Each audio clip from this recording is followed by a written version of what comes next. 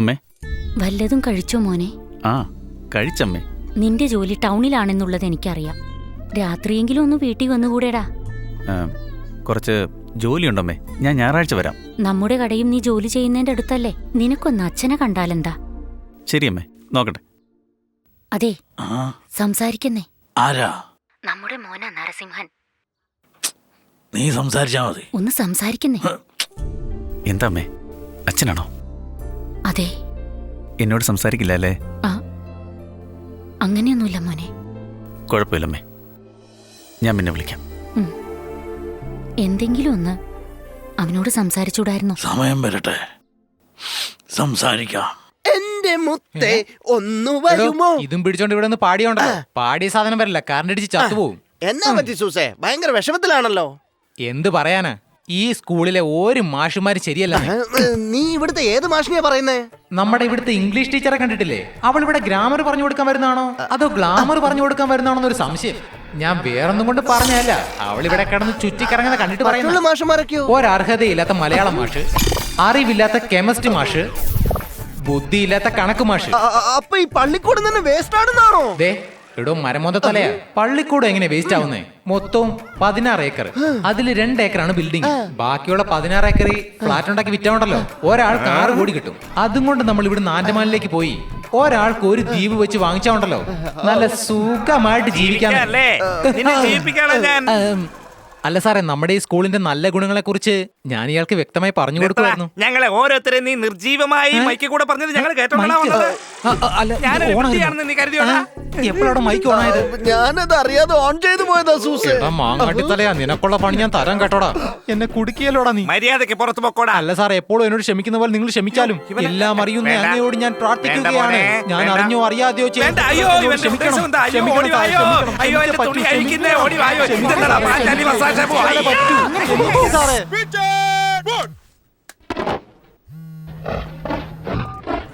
Sir, Narasimham എന്തൊക്കെയായി?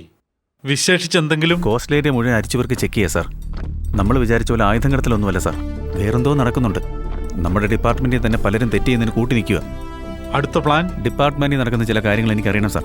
അതുകൊണ്ട് bobs മിഷനിൽ എനിക്ക് സഹായിയായിരുന്ന SI പ്രൊമോഷൻ കിട്ടിയ ബാസിയും ബഹദൂറിനെയും ഇവിടേക്ക് പോസ്റ്റ് ചെയ്താൽ എനിക്ക് സഹായമായിരിക്കും. ഉടനെ തന്നെ ചെയ്യാം. Thank you sir.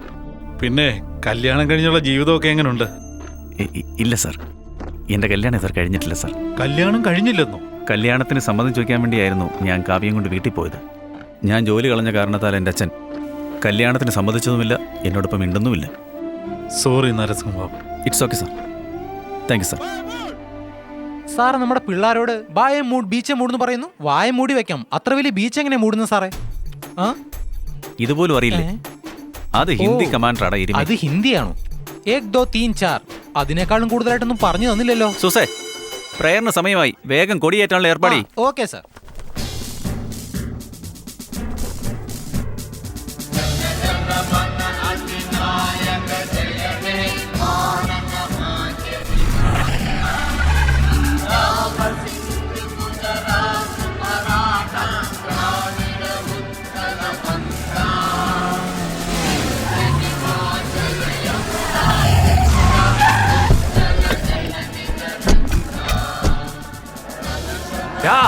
ആരാ എന്റെ കൊച്ചിനെ ഇങ്ങനെ അടിച്ചത്?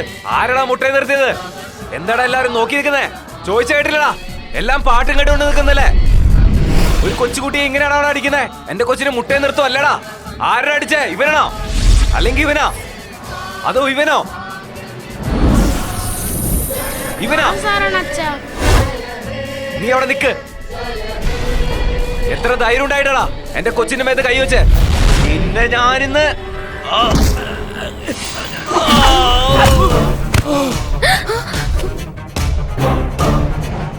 സ്റ്റുഡൻസ് എല്ലാരും ക്ലാസ്സിൽ പോവും. കുട്ടികളെല്ലാം വേഗം ക്ലാസ്സിൽ കയറാൻ നോക്കേ. ചെന്ന് പോ. ഞങ്ങളുടെ ചേട്ടനെ അടിക്കുമല്ല.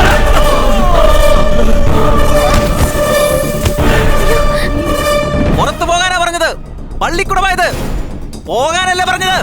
എടാ വളരാ. Hello, police station.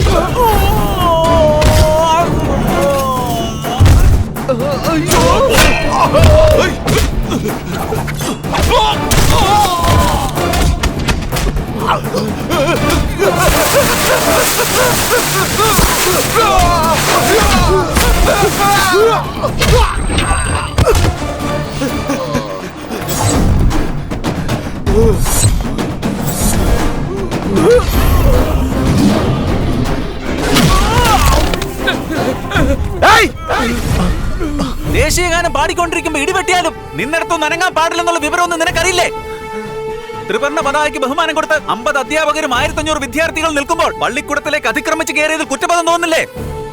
മാതാ പിതാ ഗുരു ദൈവം എന്നാ പറയാറ്. അങ്ങനെയുള്ള അധ്യാപകരോടാണോ നിന്റെയൊക്കെ എഴുന്നേറ്റം? നീയൊക്കെ ഇന്ത്യക്കാരൻ തന്നെയാണോടാ? പാർട്ടിക്കൊടികളുടെ എണ്ണം കൂടിയത് കാരണം പാർട്ടിക്കൊടിയും ദേശീയ പതാകയും തിരിച്ചറിയാൻ ബോധമില്ല നിനക്ക്. ഇന്ന് അധ്യാപകരുടെ അടി വാങ്ങാത്തവര് നാളെ ക്രിമിനലായി പോലീസിനെ അടി വാങ്ങും.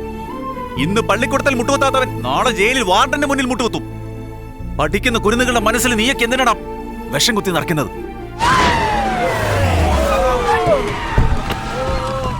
ഇയാളാണോ? ഇയാള് കാക്കിയുടിപ്പെട്ട കാണ്ടാമൃഗമാണല്ലോ. അല്ല, ഇവന്മാർക്ക് ഇത്ര രക്തം വരാൻ വേണ്ടി ഇങ്ങനെ അടിച്ചതാരാ? ഞാൻ തന്നെയാ. നീ സ്കൂൾ വാദിയാരാണോ അതോ ഗുസ്തി വാദിയാരാണോ? എന്നെ അടിയാടാ അടിച്ചേ. ഒരു കാര്യം പറയാം, അവരാണ് സ്കൂളിൽ നുഴഞ്ഞു കയറി അധ്യാപകരോട് മതി. അതെല്ലാം സ്റ്റേഷനിൽ ഒന്ന് സംസാരിക്കാം. ഞാനൊരു NCC മാസ്റ്ററാണ്. ഇൻസ്പെക്ടർ റാങ്കിലുള്ള ഒരു ഓഫീസർ വന്നാൽ എന്നെ അറസ്റ്റ് ചെയ്യാൻ പറ്റൂ. ഇല്ലെങ്കിൽ NCC ബറ്റാലിയൻ കമാൻഡർ ചീഫിന്റെ പെർമിഷൻ വേണം. NCCയോ SSLCയോ അതൊന്നും എനിക്കറിയില്ല.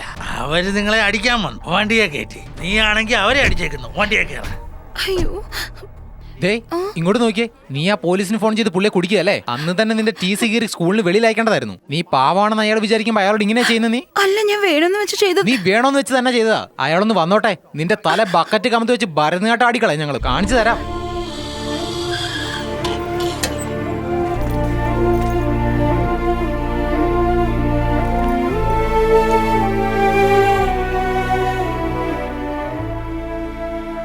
നീയാണോ പോലീസിന് ഫോൺ ചെയ്തേ? Sorry sir. സ്കൂളിൽ അത്രയും പേര് വെറുതെ ഇരുന്നപ്പോ നീ എന്തിനാ പണി ചെയ്ത്? അത് ഞാൻ ആ റൗഡികൾ കാരണം നിങ്ങൾക്ക് എന്തെങ്കിലും സംഭവിച്ചാലോ എന്ന് കരുതിയിട്ടാ. ഗുഡ്. ഒരു പ്രശ്നം ഉണ്ടാകുമ്പോൾ എങ്ങനെ കൈകാര്യം ചെയ്യണമെന്ന് ഇങ്ങനെ വേണം ആലോചിക്കാൻ. യുവർ പ്രസൻസ് ഓഫ് മൈൻഡ്, ഈ സത്യസന്ധത, I appreciate that. Keep it up സത്യ.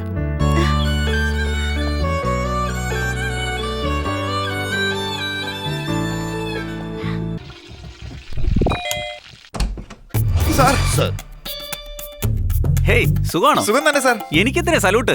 എന്നായിരുന്നാലും ഞങ്ങളുടെ മേലധികാരിയല്ലേ സാർ? മതിയാ, കകത്തേക്ക് വാ. Yes sir. അല്ല, നിങ്ങളൊക്കെ എന്താ ഇങ്ങോട്ട്? സാർ, മെട്രാസിറ്റിയെ വിറപ്പിച്ച മെന്റൽ ഹരിയെ ഞാൻ വെടിവെച്ചു കൊന്നതിനാൽ ഇമോഷണൽ ആയിട്ട് IG എനിക്ക് പ്രൊമോഷനും തന്നു. ഈ സിറ്റിയിലുള്ള സകല റൗഡുകളെ മുട്ടുകുതിച്ച് കാല് തല്ലിയൊടുക്കാൻ പറഞ്ഞ് കയ്യിലെ ലാത്തിൻ തന്നു അയച്ചതാണ് സാർ. ശരി സാർ, അങ്ങനെ ഇത്രയും പെട്ടെന്ന് NCC മാസ്റ്റർ ആയത്? കോളേജിൽ പഠിക്കുമ്പോൾ ഞാൻ NCCയുടെ C സർട്ടിഫിക്കറ്റ് വാങ്ങിയിട്ടുണ്ട്. 21 ദിവസം ട്രെയിനിങ് ആയിട്ട് നാഗ്പൂർ ക്യാമ്പിന് പോയിട്ടുണ്ട്. NCC മാസ്റ്റർ ആയിട്ട്. കാവ്യമാടത്തിന് സുഖം തന്നെയല്ലേ സാറേ? എനിക്ക് വേണ്ടി കാത്തിരിക്കുക. Good morning sir.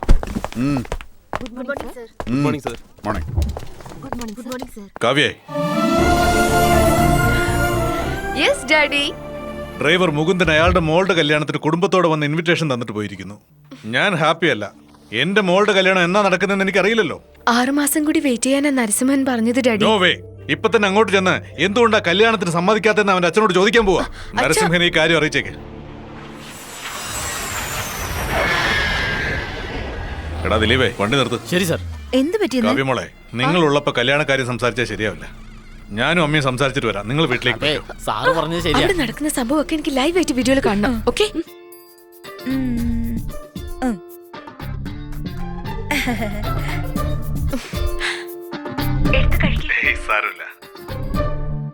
എന്നെയും എന്റെ കുടുംബത്തെയും ബഹുമാനിച്ച് ബന്ധുക്കളാകാൻ വന്നിരിക്കുവല്ലേ? എന്തു പറയണമെന്നറിയില്ല. ഈ 2 പെങ്കൊച്ചുങ്ങളും വന്നത് മുതൽ എന്താ ലാപ്ടോപ്പ് നോക്കിക്കൊണ്ടിരിക്കുന്നേ? അതെ, ലാപ്ടോപ്പ് മുത്തശ്ശി. മോളുടെ കല്യാണം പെട്ടെന്ന് നടന്നു കാണുന്നുള്ള ആഗ്രഹം കൊണ്ട് പുറപ്പെട്ടു വന്നതാ. എന്താ മോളെ, സിനിമ കാണുവാണോ? അതെ മുത്തശ്ശ. എന്താ ആരും ഒന്നും മിണ്ടാതിരിക്കുന്നേ? അല്ല, നിങ്ങളുടെ പലചരക്ക് കടയിൽ നിന്ന് സാധനങ്ങളൊക്കെ എങ്ങനെയാ? സൈക്കിളിൽ വെച്ചാണോ സപ്ലൈ ചെയ്യുന്നേ, അല്ലെങ്കിൽ ആപ്പയിൽ വെച്ചാണോ സപ്ലൈ ചെയ്യുന്നേ? കല്യാണക്കാരി അറിയാമെന്നാണോ അതോ കച്ചവടം അറിയാമെന്നാണോ? അല്ല ആരും ഒന്നും മിണ്ടുന്നില്ല, അതുകൊണ്ട് എന്തെങ്കിലും പറയാം. ചേച്ചി ചേച്ചിയുടെ ആൾ വെറുതെ നിൽക്കുക, സംസാരിക്കാൻ പറ. നിങ്ങൾ എന്തിനാ മിണ്ടാതിരിക്കുന്നത്? എന്തെങ്കിലും സംസാരിക്ക്. ഞാൻ പറയാനുള്ളതൊക്കെ പറഞ്ഞു. ഒന്നും നടക്കുന്ന ലക്ഷണം കാണുന്നില്ല. നുണ, വെറുതെ നുണ പറയരുതേ.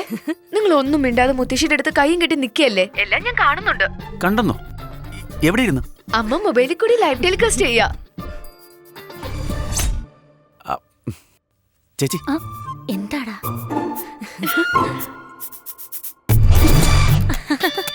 എടുത്തോളേ. ഞാനിപ്പോ ഇത്തിരി ബിസിയാ, പോകാൻ നേരം കുടിച്ചോളാം. അങ്ങനെ എന്താ അത്ര ബിസി?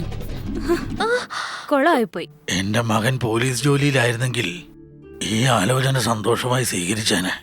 അത് അവന്റെ അവസ്ഥ വളരെ മോശമാ. ഇതിലെന്തിരിക്കുന്നു? ഇന്ത്യ സൈക്കിൾസ് പോലെ ഇന്ത്യ ട്യൂബ്സ് എന്ന തൃശ്ശൂരിൽ ഒരു കമ്പനി ആരംഭിച്ച് നരസിംഹനെ അതിന്റെ MD ആക്കിയാൽ 100 പേർക്ക് അവൻ ജോലി കൊടുക്കുമല്ലോ. ഇതുപോലെയൊന്നും ആകരുതെന്നാ വിചാരിച്ചത്. അവൻ എന്നെ അനുസരിക്കാത്തൊരു മകനായിരുന്നേ സാരമില്ലായിരുന്നു. എന്റെ മോനായി തന്നെ ഇരിക്കട്ടെ. അത് പിന്നെ എല്ലാവരും എന്നോട് ക്ഷമിക്കണം.